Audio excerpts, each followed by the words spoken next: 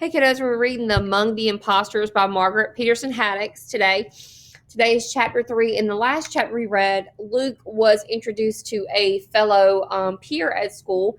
His name was Raleigh Sturgeon, and he was a bit odd. He showed Luke to his bedroom and kind of ran around and hit Luke a little bit, pushed him down. So chapter 3, we're going to learn that we're going to see where Luke starts classes. Chapter 3. Luke managed to keep up with Raleigh only because Raleigh slowed to a dignified walk when he began passing classrooms instead of sleeping quarters. But it was a fast, dignified walk, and Luke was terrified that Raleigh might dart around a corner unexpectedly and disappear.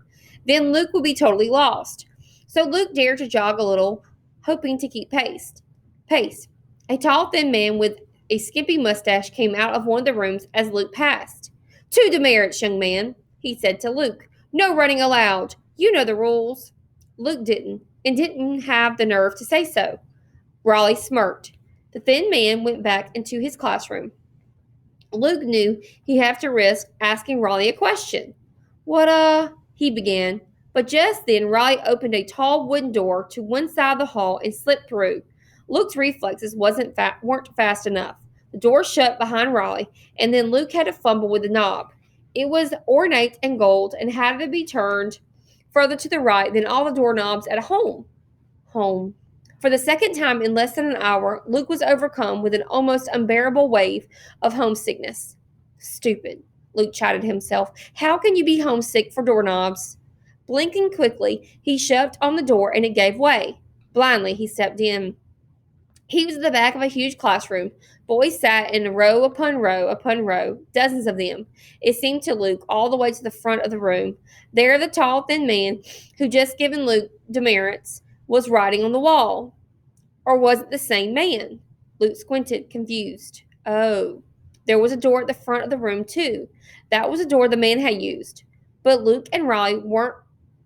But had Luke and Riley really walked so far between the doors? Suddenly, Luke wasn't sure of anything. Luke scanned the row of boys in front of him, looking for Riley. He was supposed to stay close to Riley, so that's what he'd do. But now he couldn't even remember if Riley had brown hair or black, short or long, curly or straight. He really never looked that closely at Riley, just followed him and gotten beat up by him. Any of the heads in front of him might belong to Riley. The man at the front of the class turned around. And the Greeks were. "Sit down," he interrupted himself impatiently. He was looking at Luke. "Me?" Luke squeaked. "Where should I sit?" His voice wasn't much more than a whisper. There was no way the man could have heard him all the way at the front of the room. Probably the boy sitting a foot away hadn't even heard him. But suddenly, every boy in the room turned around and stared at Luke. It was awful. All those eyes, all looking at him. It was straight out of Luke's worst nightmares. Panic rooted him to the spot, but every muscle in his body was screaming for him to run, to hide anywhere he could. For 12 years, his entire life, he had to hide. To be seen was death. "Don't!" he wanted to scream. "Don't look at me! Don't report me, please!" But the muscles that controlled his mouth were as frozen as the rest of him. The tiny part of his mind that wasn't flooded with panic knew that was good. Now that he had a fake ID, the last thing he should do was act like a boy who's had to hide. But to act normal, he needed to move, to obey the man at the front and sit down. And he couldn't make his body do that either. Then someone kicked him. Ow! Luke crumbled. Rough hands jerked him backwards. Miraculously, he landed on the corner of a chair, barely regained his balance, and managed not to fall completely. He slid to his right and was solidly in his seat.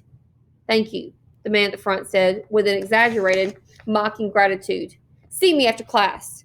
As I was saying before I was so rudely interrupted, the Greeks were quite technologically advanced for their time. Then Luke could no longer hear the man's words over the buzzing in his ears. His heart kept thumping hard, as if it at least still thought Luke would be wise to run. But Luke resolutely gripped the edge of the chair. He was acting normal now, wasn't he? The boys who had been staring at him slowly began turning back to face the teacher again. Luke wiped sweat from his forehead and looked around for whoever had kicked and pulled and shoved him. Had they been trying to help him? Luke desperately wanted to believe that. But all the boys near him were looking at the teacher nonchalantly, as though Luke weren't even there. And if they've been trying to help, wouldn't they be trying to catch Luke's eye to get him to say thanks? Luke really didn't know. He knew how his family would act, Mother and Dad, Matthew and Mark. Mother and Dad would never kick him, and his older brothers would be poking him now, taunting him. Wants to kick you again? The only other people Luke had ever met before today were Jen's dad, who was practically as big a mystery as the boy sitting beside him now, and Jen. And Jen would. Luke couldn't bear to think about Jen. A bell rang suddenly, and it was such an alarming sound that Luke's heart set to pounding again. Remember, chapter 12. The teacher called as well as all the boys scrambled up. Luke meant to go see the teacher, as he'd been instructed. This had to be the end of the class. But the tide of boys swept him out the back door of the classroom before he quite knew what was happening. By the time he got his feet firmly on the ground and felt like he might be able to break away, he was around a corner and down another hall. He fought his way back to what he thought was the original hallway. But then he couldn't figure out which way to turn. He looked all around, frantically searching for either the teacher or Riley, as nasty as he had been, but Riley was at least sort of familiar. But all the faces that flowed past him were strangers. Of course, the way Luke's mind was working, both Riley and the teacher could have paraded past Luke 5 times, and he might not have even recognized them. The crowd in the hall was thinning out. Luke began to panic again. Get to class! An older boy standing nearby ordered him. Where? Luke said. Where's my class? The boy didn't hear him. Luke thought about asking again, louder, but the boy seemed to be some sort of guard, someone in charge, like a policeman, like the population police. Luke put his hand over his mouth and veered away down another hall. Another bell rang, and boys started running, desperate to get to their classrooms. Hopelessly, Luke followed a group of 3 or 4 through a doorway into another classroom. At least he thought it was another classroom. For all he knew, he might have circled around and gone into the same one all over again. Maybe that was good.